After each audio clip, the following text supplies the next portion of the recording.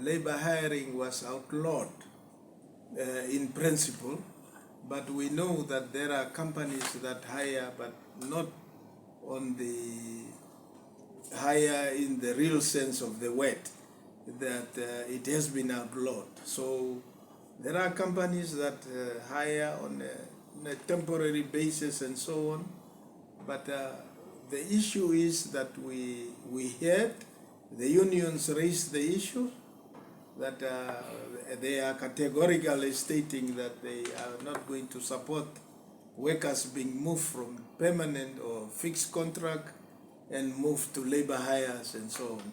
And as you said, it doesn't make sense. It does also not make sense to us. So we are going to engage the respective companies and try to understand what is meant, because we do not know what we just heard from the companies. Normally under the tripartite arrangement is you hear the other party and you then hear the other party and then you can make a conclusion. So we had the unions, now we are going to hear from the employers, and then we take the matter up from there. It was that they bought pilchards from Morocco and Tunisia, and these pilchards, they use it then to can these pilchards. They have not knocked on the door, because the ministry have heard now the situation of Etosha. So we went into negotiations and talks with Etosha to see how we can keep the company afloat. Of course, there were a few things which Etosha put on the table that we need to look into, and some of those things we are still investigating and we are still looking into them. But the main issue, the main thing was they asked for 10,000 tons of horse mackerel to keep the company afloat.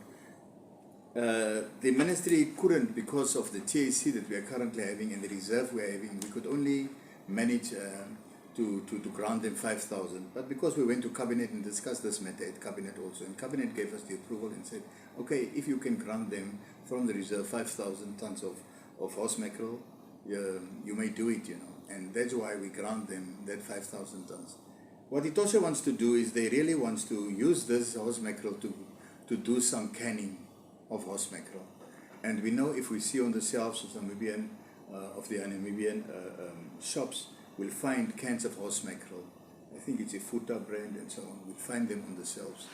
So by virtue of that, Etosha is now currently in meetings with the shareholders. We know there's also some South African shareholding in Etosha. They are busy now with the boards and sitting in boardrooms and trying to discuss to keep Etosha afloat.